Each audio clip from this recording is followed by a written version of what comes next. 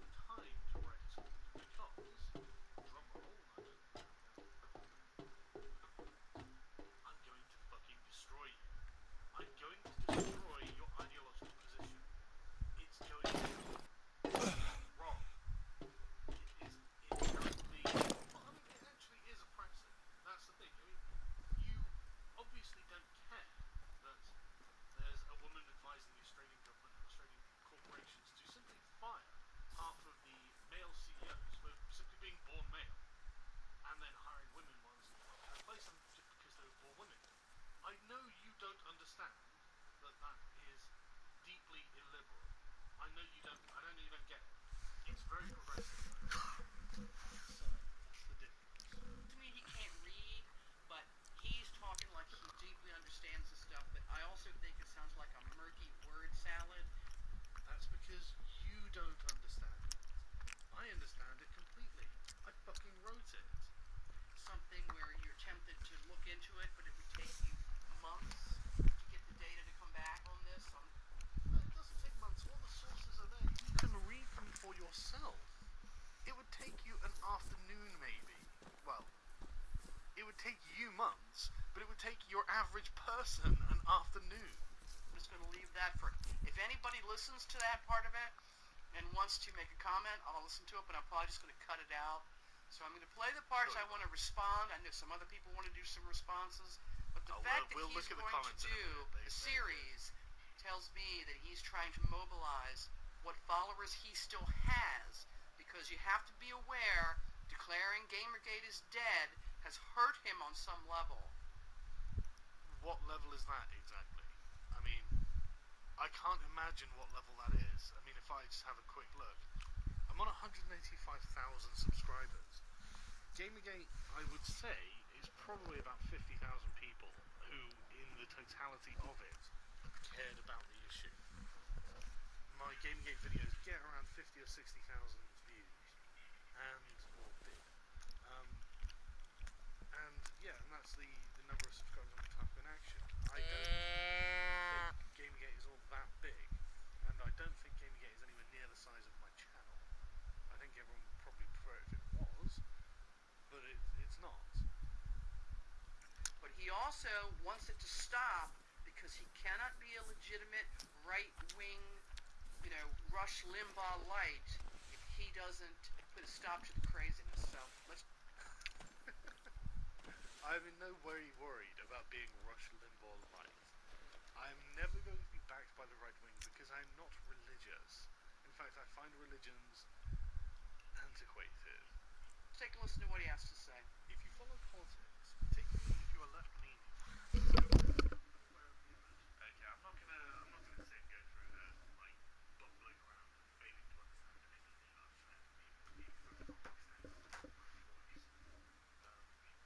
but okay, let's have a quick look at the comments. Whether he's being paid or not is ultimately irrelevant because Saga the fraud is unlikely. He most definitely fucking isn't. Firstly, he could not be being paid at all and just perpetually adjust his talking points to where he sees his crowd of paid Patreons going and the means by which he can help stem further and further to the goddamn right. Look, I actually don't know who backs me on Patreon. I don't know. There's like 350 people or something. And I don't know who these people are. And all I can do is say thank you for caring so much about what I'm doing as to want to back me. I don't know who these 350 individuals are, what their individual motives for backing me. But I love this. Every single time I fucking force myself to listen to one of his videos, I hear right-wing talking point after right-wing talking point come out of his fat face. Hey, look, my fat face doesn't project right-wing talking points. I project liberal talking points. It's just you aren't a liberal. So you don't understand that. Postmodernism. Yeah, now I know he didn't write this. Hey, well, I guess you'll know I don't write the rest of the series that buries your idiotic ideology. The last part was particularly dangerous, though. The idea that women working alongside men and being financially independent is somehow oppressed men. That is absolutely not what I said. That's absolutely not what I said. What I said is that injustices are going to be perpetrated on men, individual men, who have worked very, very hard to get to the very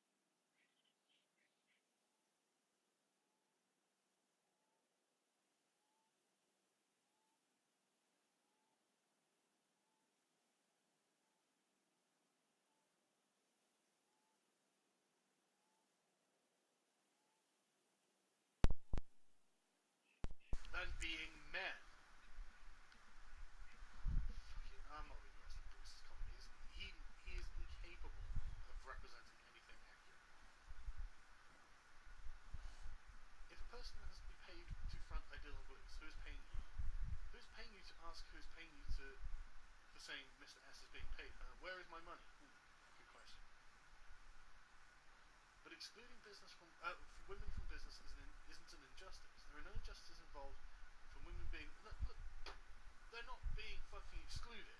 You idiots. They haven't tried to achieve CEO status. And we know this because they fucking aren't there. And it's hard work. You know, you're going to have to work fucking 60, 70 hours. You're going to have to make sacrifices. And unsurprisingly, most people don't do that. And most of the people who don't do that are women. And slightly less of those people are men. And that's the reason you have more CEOs that are men than women. I love you guys. You can't accurately represent anything. Which is why you're always going to look fucking incompetent.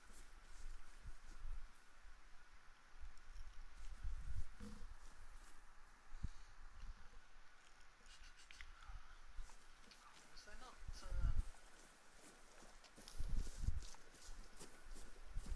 Oh, Samurai Goober. Yeah. Let's get some sense, buddy. I would doubt Sargon is being paid by any official organisation. But I bet a lot of his patrons bought some traditionalist conservative crowds who tend to be anti-feminist.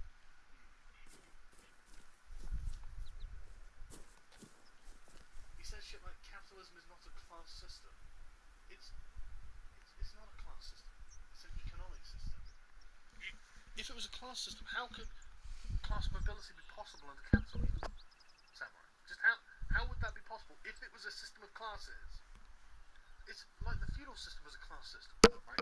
It was very difficult to move between classes in the feudal system. In fact, I think the only place I really know about it happening is in medieval England, after some man-at-arms had distinguished himself on the battlefield and became a knight. It was knighted on king. That never happened in France. I'm not aware of it happening in Germany or Spain. Probably it might have done, but it certainly didn't happen in France. But no, capitalism is a class system. I mean, it's not in any way distinguishing classes.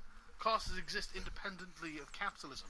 And in fact, capitalism gives people a method for moving from class to class. But no, you know best, buddy. Is Sargon trying to say that because not everyone in a minority group experiences the same amount of discrimination, any effort to generalize discrimination faced by that group is dishonest? No. I'm saying you can't simply say black people have it like this. Has this stupid motherfucker never heard of the concept of an average? Well, maybe, but when you're dealing with an individual, you're rarely going to be dealing with an individual who falls on the exact average. So, what's the point of using it when talking about individuals? Sargon's pronunciation of Melbourne it reveals the true extent of how American he wants to be. I do not want to be an American. Thank you. I just don't know how Australians pronounce Melbourne, Lord Cuck. He blamed progressives on creating all the labels of race and gender, etc. No, I didn't. At the very least, he appears to be a right-wing shill. Very much. I've got a sugar daddy for sure, wow. I look, Sargon the paid troll, yes.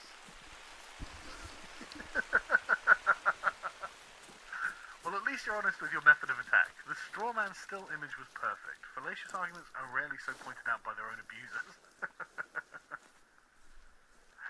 So yeah, I could carry on. So, but I'm not going to. These people are idiots. But I just thought it was quite amusing to show you how, guys, I'm being paid by the Heritage Foundation. I'm some sort of terrible right-wing shill. I'm so sorry. I had no idea. And when I was writing that script, it turns out that someone else was writing that script. And I have another one coming, which I think you'll particularly enjoy. And I'm sure that someone else will have written that script too.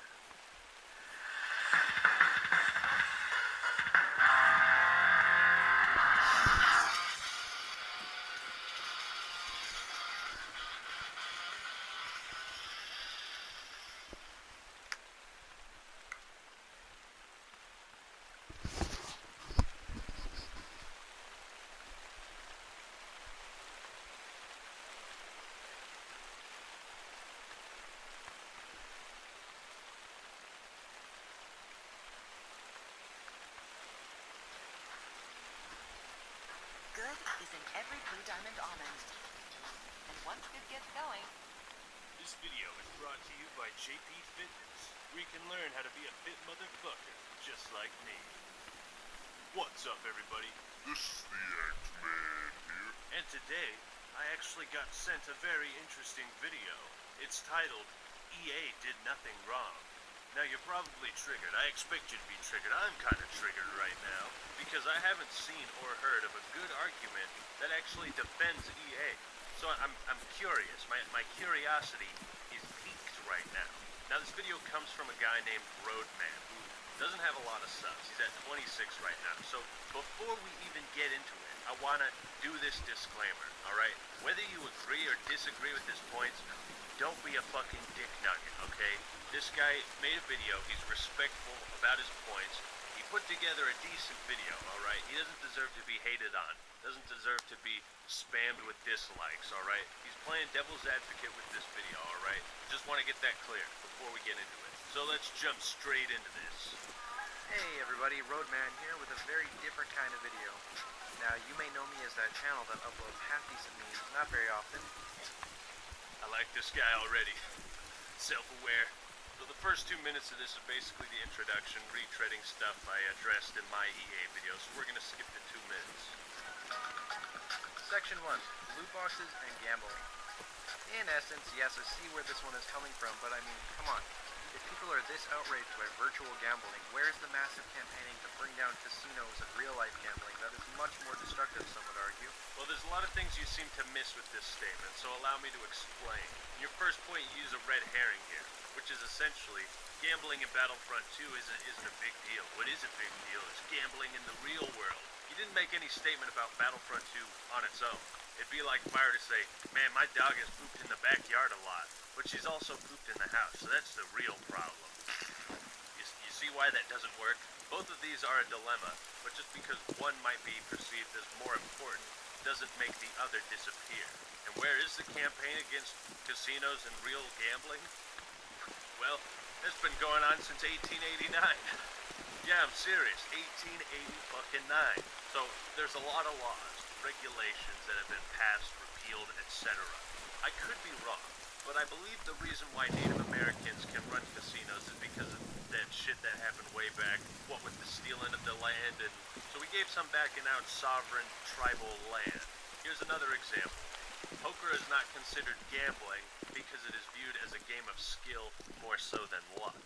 Gambling's not a new issue. What is a new issue is unregulated gambling. That's what people are concerned about here. Here's an article from VentureBeat pertaining to Valve and their skin selling system, and a quote from Washington State Gambling Commissioner Chris Stearns. In Washington and everywhere else in the United States, skins betting on esports remains a large unregulated black market for gambling, and that carries great risk for the player who remain wholly unprotected in an unregulated environment. Now, this isn't the same as Battlefront 2, but the point is many people and governments are starting to notice the similarities between some of these microtransaction systems and loot boxes with real gambling. The difference between casinos and these games is you need to be 21, but a Star Wars video game can be played by anyone. The reason you have to be 21 is because gambling can be a very destructive vice when not handled properly or responsibly. Not to mention when you gamble for real world stuff, you're gambling real money. It's not a gamble on virtual crap that you can't use in the real world. Gambling on a pack of Pokemon cards is not the same as gambling on a skin. Pokemon cards have intrinsic value. I can sell them. I can trade them. You can't do that in Battlefront 2.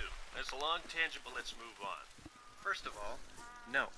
You do Do I gotta not kick your have ass? to buy the loot boxes. You can earn them in-game easily enough.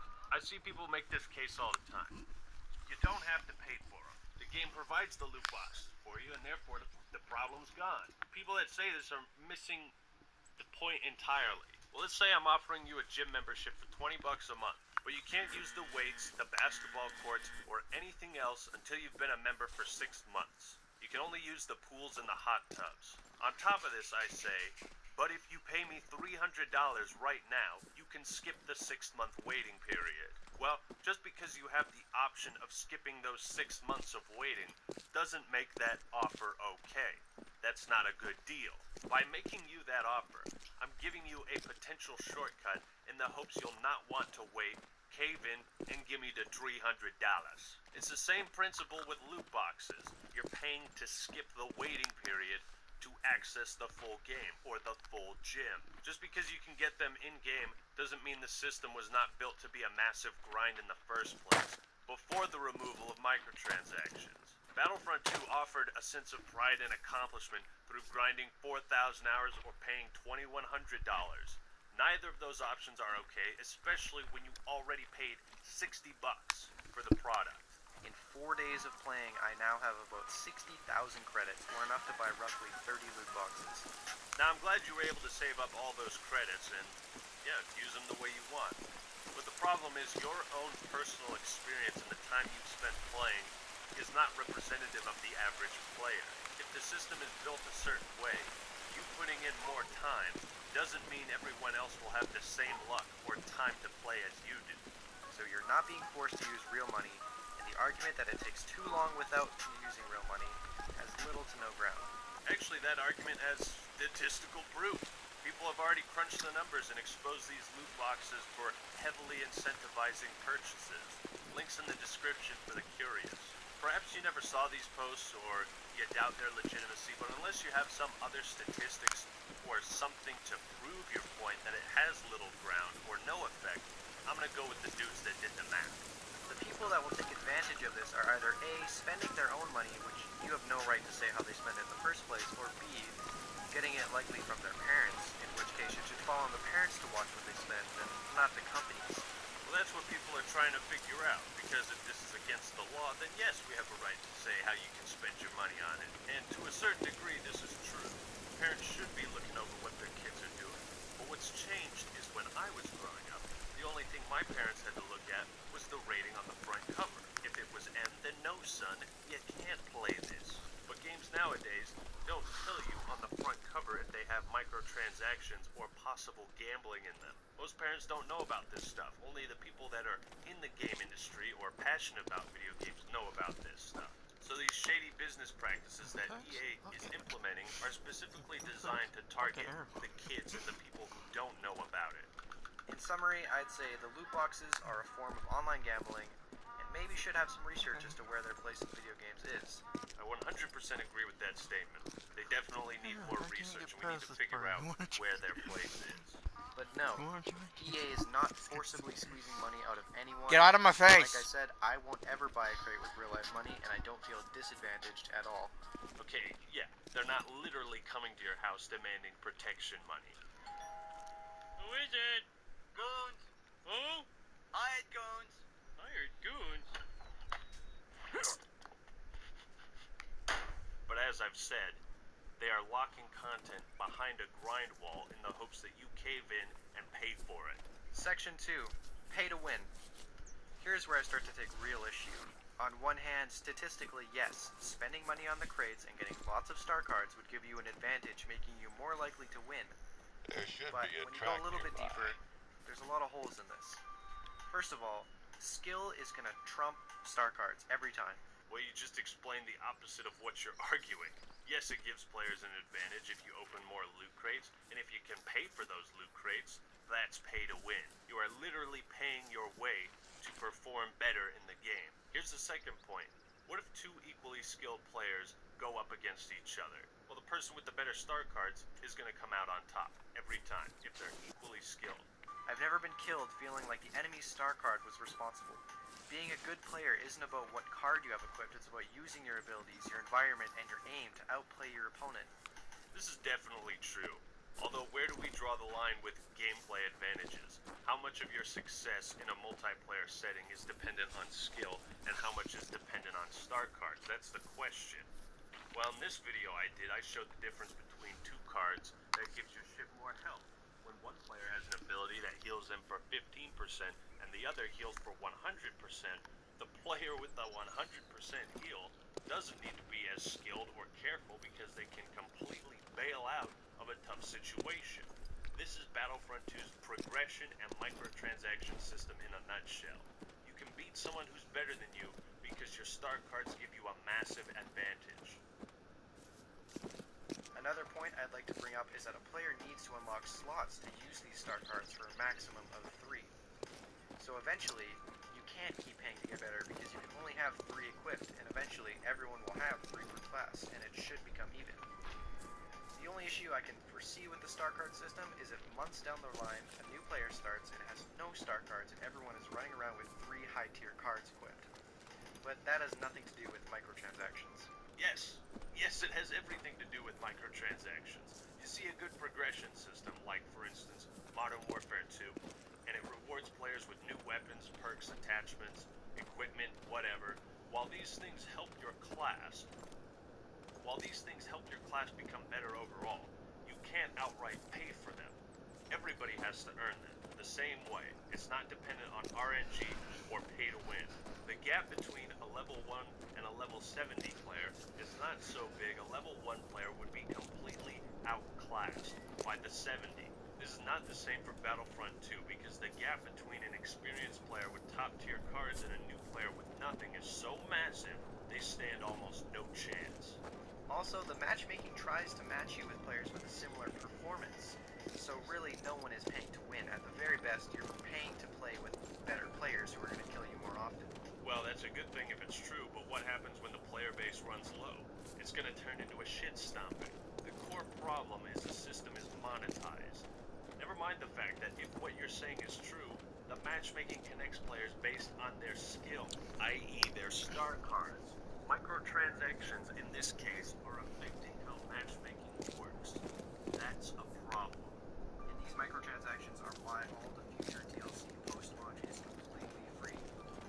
Now, I may be going from a situation where I would comfortably spend no real-life money and get free DLC to one where the option to buy boxes for those that wanted to is going away, and I may have to pay for all future content as a result. This is another argument I hear a lot. Microtransactions are okay because that means all the DLC is free. Well, first off, we don't know what that free DLC will contain or of what quality. You can't give a game an automatic pass when you don't know what is being provided. People try to excuse Halo 5's regs because the updates were free. What about I can recommend different games. updates or contain See if you got- content cut from the previous games? Yeah, Adding those I features back because the guarantee you I game can didn't find launch you with it, that's not okay. much When it comes to better a than that Star Wars game that you would being love. released alongside a new movie, I guarantee you the money made from sales would have been enough to provide free DLC if we were talking about a company with ethics and morals. Greed is good. Greed makes you do great things. Greed loves only. The loot boxes are a decision made by greed, not necessity. Titanfall 2 has microtransactions that provided free DLC, and they didn't have to be loot boxes. So how can that work? EA takes the option to purchase loot boxes out of the game because their consumers didn't like that, because it was a huge, massive backlash. They're on thin ice already, so if they go back on their promise of free DLC, that's their decision to fuck up. A company like EA has more than enough resources to take the hit and still work to provide what they promised. Not to mention, games are making more money and EA is spending less money developing games. So the idea that the microtransactions are a necessity, I think is complete bullshit. Also, forcing people to pay for the DLC would potentially split the community between the people that do buy it and the people that don't buy it, cutting the game's lifespan and making it a worse investment for everyone. All because people don't want stupid Carl from school to have all the cool star cards, because he has his mom's credit card. Yeah, fuck Carl, that rich dipshit asshole. But again, if EA goes back on their word, they'll only be pissing off the people that bought the game. This is not our fault for not accepting the shitty microtransaction system that they made. It's not our fault. It's EA's fault for expecting us to accept that shitty microtransaction system. They were banking on it, so if paid DLC is replacing free DLC, they're the ones that dug their own grave. Section 3, Locked Heroes. Let's recap. I've been playing for 4 days and I have 60,000 credits. If this game had launched how EA originally intended, I would now be able to unlock Luke or Vader. Games have had locked things for decades. No one cried when all the armor in Halo Reach wasn't unlocked at the start. No one boycotted Call of Duty with all the guns, and even perks weren't unlocked in COD. What you've just demonstrated here is a false equivalency. You don't have everything unlocked in Modern Warfare 2 because you need to work for it. The perks and weapons come from playing, not paying. Armor customization in Halo Reach is entirely cosmetic and isn't monetized, so you get a moot point there. People didn't boycott these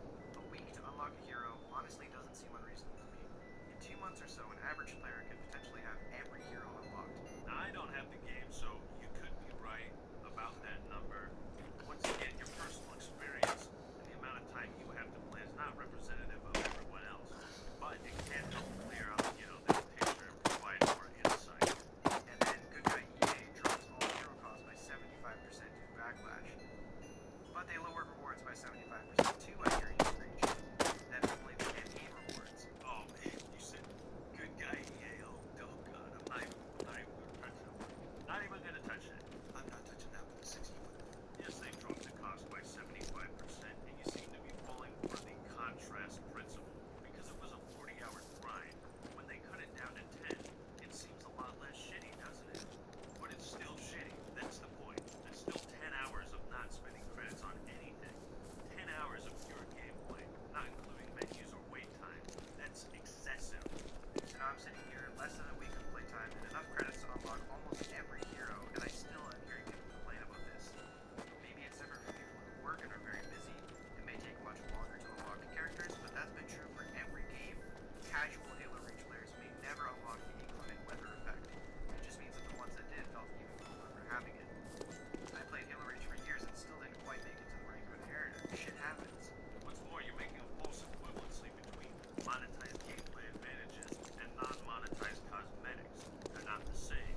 Never mind that in Reach you also got a choice and aren't in any way forced to submit to RNGs. Bottom line is the locked hero issue is more or less solved. They cost barely anything. Again, I don't have the game, so take this for what it is. But I think the real issue beyond this whole fiasco is the pay-to-win economy. So while the locked hero issue might be solved when microtransactions are reintroduced, pay-to-win will be reintroduced as well. Section 4, YouTubers. Oh hey, I'm a YouTuber. Late Night Gaming, a very popular YouTube channel, recently made a video about gambling and microtransactions in this game. Link in the description below. I know Late Night Gaming. Yeah, he made a really good video on it. I'll put a link in the description as well. He makes some valid points as to the gambling, but later he says EA wants you to be a monthly income for them, a cash cow, to be a zombie at their slot machine. To which I would say, let people who want to spend their money that way do it. It brings them happiness, and for others like myself, we get the free DLC that doesn't split a community when it comes down to it. To get a lot of post-launch content, we need to pay, be it as DLC prices or microtransactions. You don't get it for free. Take your pick. No, no, absolutely not. Getting your fix on an addictive substance or experience might make you happy, but it isn't always good for you. Gambling can be highly destructive, alright? This isn't a hot dog that you can buy because you like hot dogs. This is a type of gambling, and when you buy these boxes, you hope you get something good. It's not a guarantee. That hot dog is a guarantee.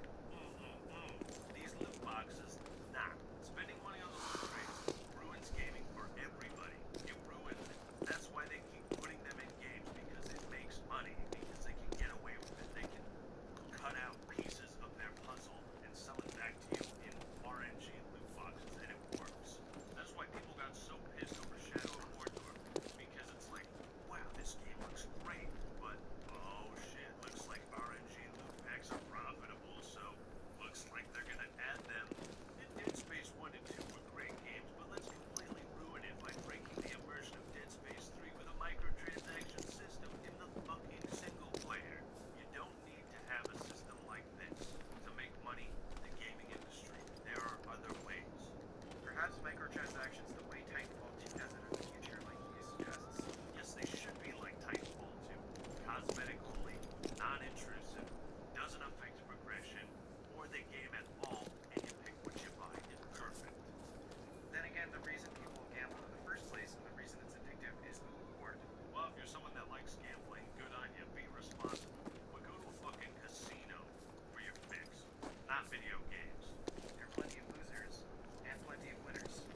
Some people may buy a crate in Battlefront and get a tier 4 star card for $1 that in Titanfall system may have cost them $5. This is just an example though, I'm not saying it's a perfect system. Just asking for people to stop the blind hate and look at both sides. Your choice of music is interesting. I am intrigued. This is a false equivalency again, my friend.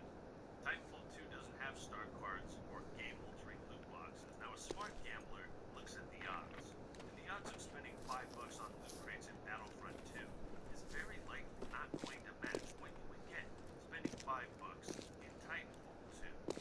And Light Night Gaming also suggests that the loot boxes are not optional as they're not designed to be optional. To that I would say, I am choosing the option not to buy them. Rather, I'd save my credits for DLC heroes. Meaning to me,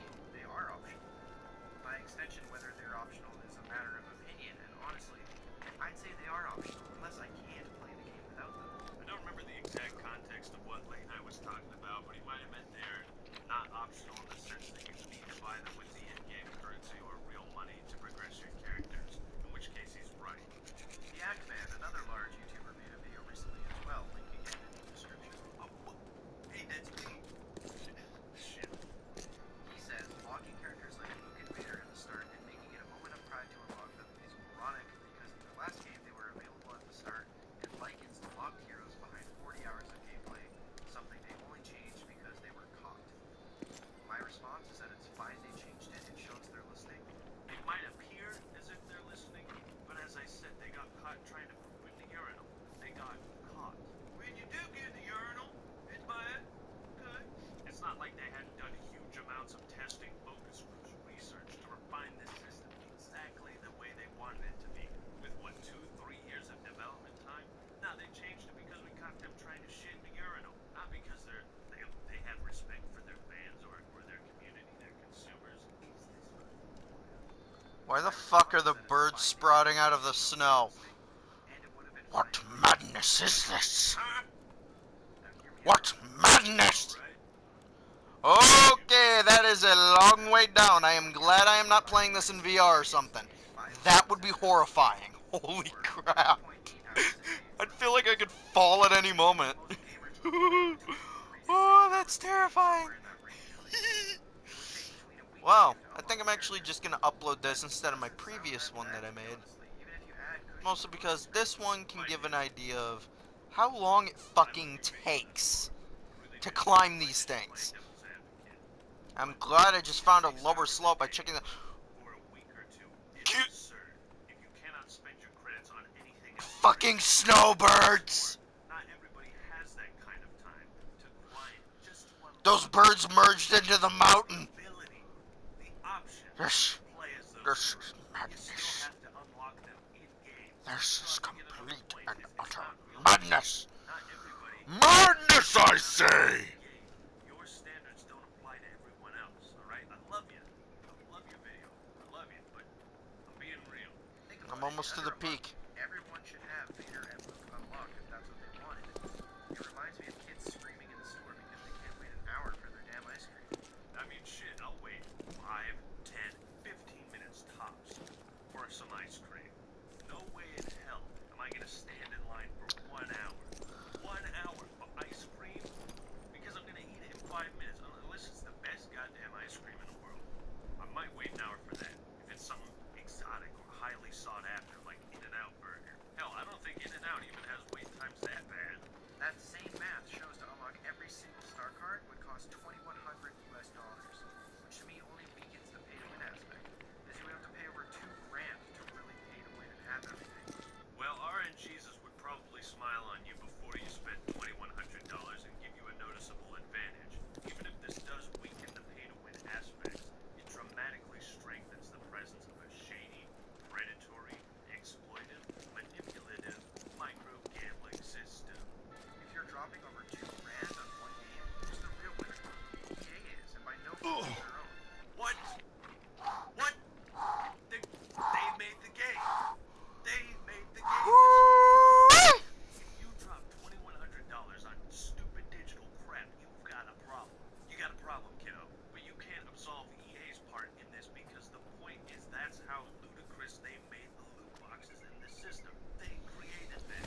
They made it so you could spend $2,100.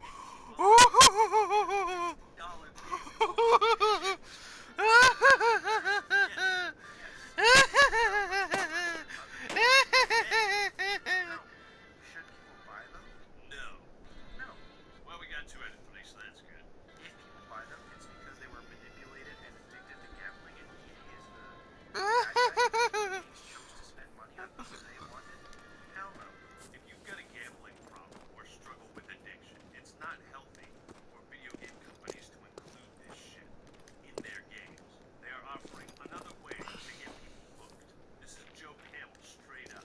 Is it the Camel Company's fault if kids buy their cigarettes because of a mascot and ads they created targeting children? Nah, it's your kid's fault for being a dumbass and not understanding how dangerous cigarettes are. What a stupid ass kid you got. This is why the loot boxes Battlefront 2 are a problem because, while not as egregious as Joe Camel, it's the same concept. Target young, impressionable kids who are fans of Star Wars with a black market gambling ring in their video games and watch the profits soar. Or, respectively, get kids hooked on cigarettes early so they become lifelong addicts. So his conclusions reiterate the points he's already mentioned and the ones I've already addressed except for this.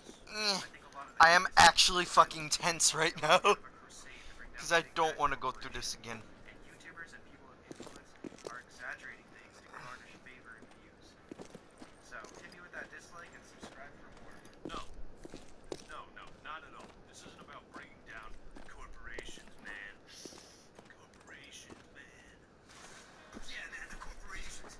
Right now they're raping the world for money. We're not a bunch of pot-smoking hippies with no real goals in life, alright? We're a bunch of gamers complaining and voicing our opinions because we are tired of this shit creeping its way into AAA games with a full $60 price tag. We're tired of game companies pushing the boundaries so of compromising their design for the sake of profits. It's exactly what late night gaming said. This is the loot crate that broke the microtransactions back. At some point, gamers were going to snap from the constant cavalcade of shitty, regurgitated loot boxes. And that's what our reaction is. All that stuff about YouTubers wanting views and sympathy is irrelevant. I know you're not saying that about me, right? In any case, every YouTuber wants views. How they get that is irrelevant to the point of this video. If I said I made my EA video because I wanted views, does that somehow discredit everything I said? All the evidence I showed? Look, man, you made a great video. I really did enjoy it. I disagree with many of the things you said, but I understand you're playing devil's advocate here. And I respect you as a content creator. I hope my audience respects you as well. And if the inevitable people come to your channel and shit talk or hate on you, don't get discouraged, alright? Don't get discouraged from making future videos. I look forward to seeing what you have in the future. And what do you guys think? Did EA do anything wrong? Oh my god, I actually put that there. Well, post your thoughts and opinions in the comments below and subscribe to the Act Man for more awesome content. Alright, everyone, that's all I got. Yay! This is the Act Man signing out. Peace!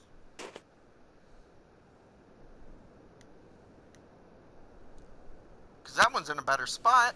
Now I pick up this one. And it's just a cycle. Holy shit, this is in a bad spot. Just can't enter the damn thing.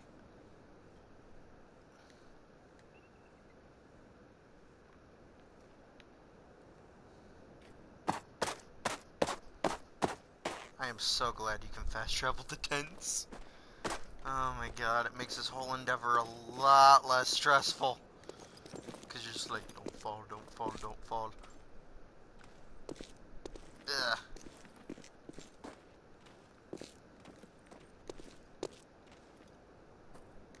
Ugh. Ugh. Ugh. Ugh. Ugh. Yeah. Oh, no, no, no. Do not let me fall.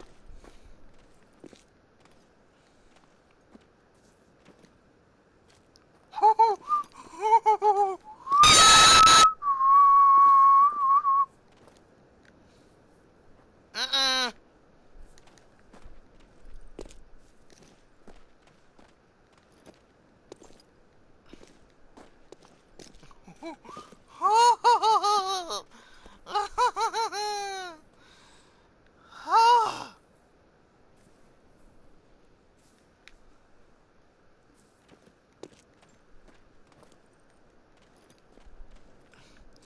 But now think about it. When I'm done, I will have a permanent fast travel point on top of Mount Kraken. The highest fucking mountain here. At least I think it is. Pretty sure it is. Yeah, I'm pretty sure this is the highest mountain. And I will have a sniper nest on top of this. Why? I mean, you're not going to be able to hit anything from there. A man can dream. Ooh, almost fail. Oh. That's nice and Yeah, that's a lot easier. Glad I saw that little spot.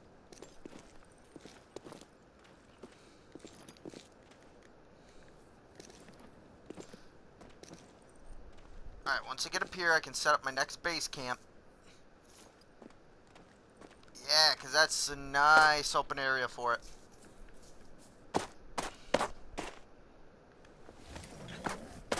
Perfect. Now I can fast travel back to this one.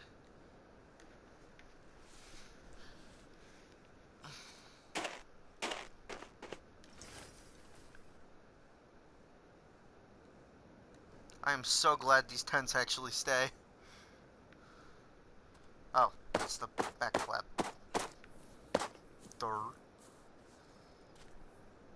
Alright, this looks like a more gradual slope than the rest of it. Wait, what am I doing? I can fucking... Oh yeah, this is the gradual slope.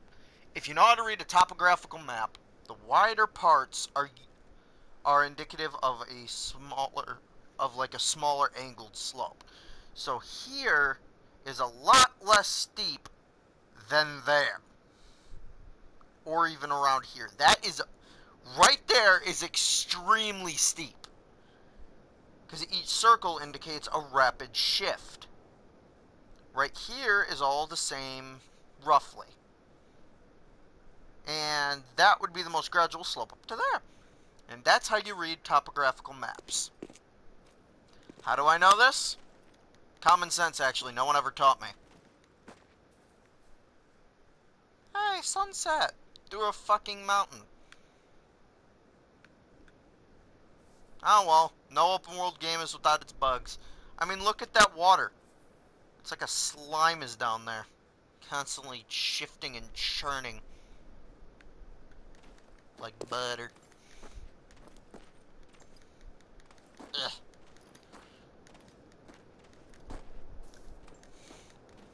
I wonder, can I just call this sexy hiking? Because I am hiking. As for the sexy part, I don't know, I just feel like it's topical. Because that's fucking getting over it game. Ah! No! No! Ooh, that is why that tent is there. Ooh. Yeah, I know I won't be able to spot anything up here. Oh, I just had an idea. Game developers, why don't you put a Yeti up here? Make it so the reward for climbing up there is if you set up a tent, eventually a Yeti spawns. That would be amazing.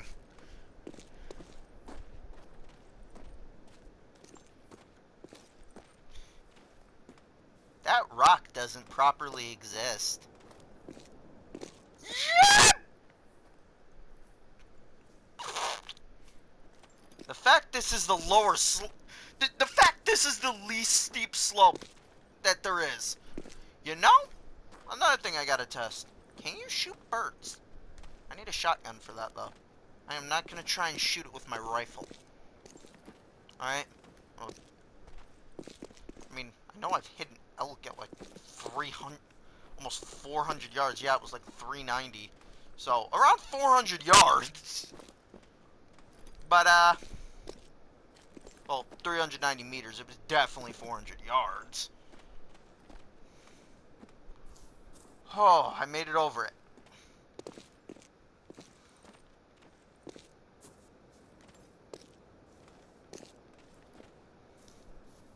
Yes!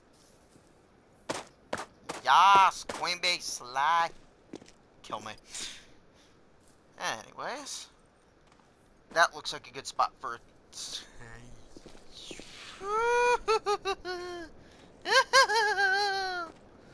Oh no!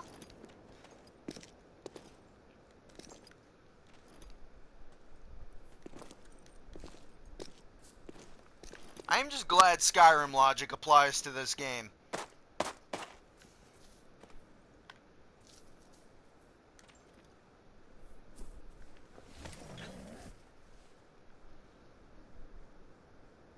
Yep, here we go. A nice gradual slope to the finish. At least according to the topographical map of the area. Wait, no, actually, Yeah, no, I did learn about topographical maps somewhere. I'm like, you know, how do I know that? I don't think I was taught. We learned a little bit of it in Tech of Warfare. I forgot about that. It wasn't much, but it honestly is a bit of common sense if you look at it and think just logically. I mean, I know each concentric circle is showing higher and higher slopes. I mean, slopes, higher altitudes. So, spread further apart, that should logically demonstrate that it is a lighter slope if they're farther apart. Because that would show it took a while for it to reach the next tier.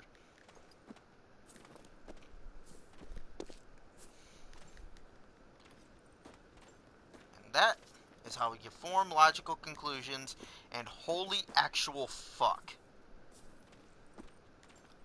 I did it. Almost. I almost had a little premature ejaculation, but I'm almost there.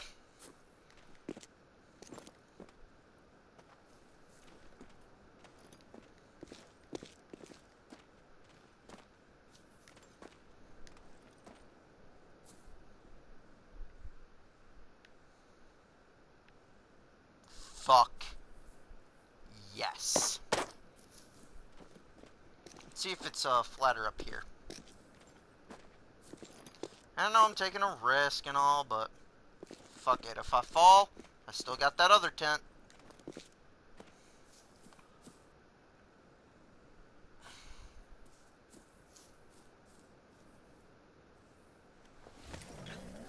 Pink. You know, why not?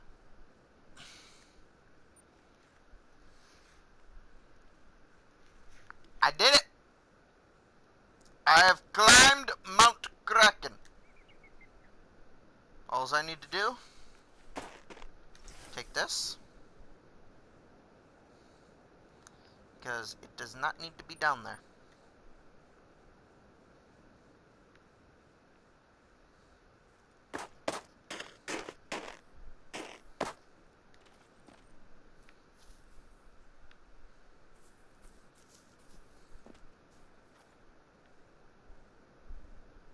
And that is my journey.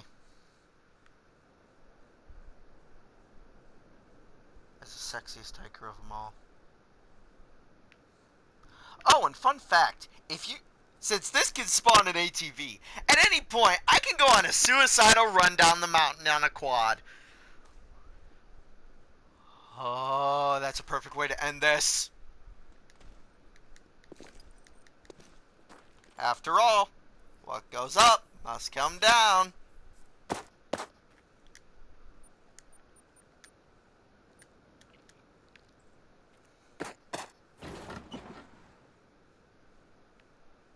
Sexiest hiker of them all.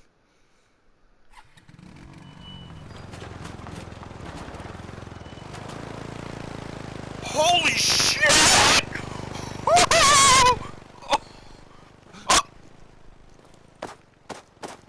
How the fuck? Yay! How the fuck am I alive? Part 2!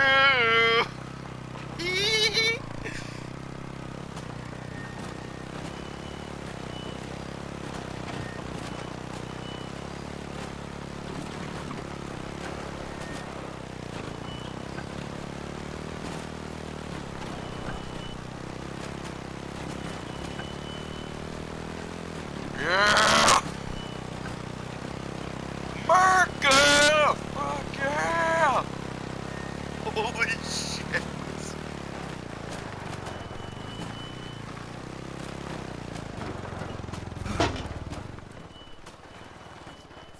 Ah! Don't leave me. Do not leave me.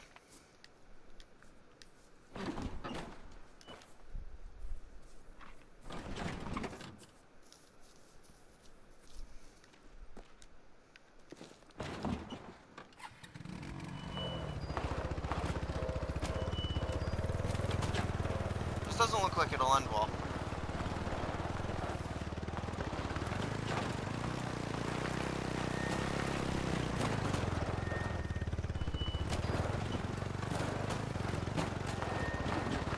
I swear, if I make it down this mountain alive, I am going to flip.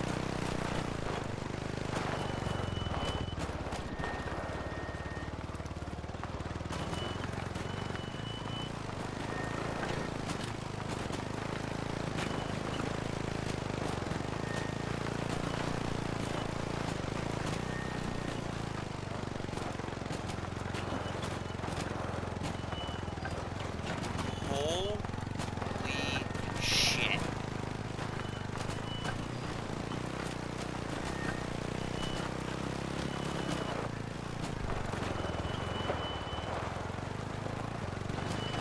Just no way.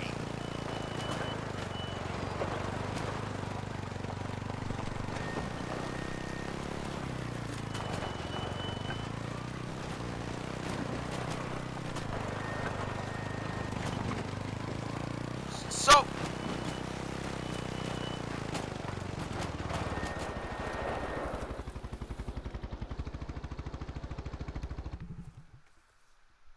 not only did I climb to the top of the mountain, Look at that.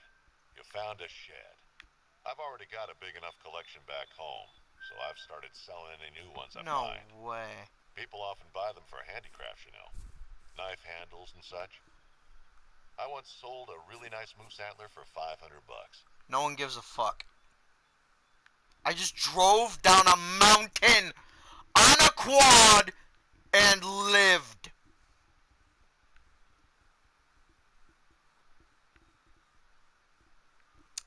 You know what? If you want to stay busy on the road, I'd keep a lookout for sheds. You know, antlers that are shed by the reserve animals. They're rare to find and very popular to collect.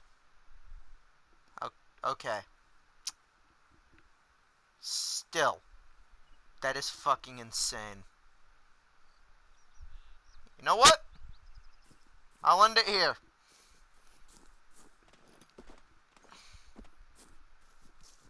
Right in here. This is my home now, and it is a sign of victory. Just gotta patch up the roof is all. Peace!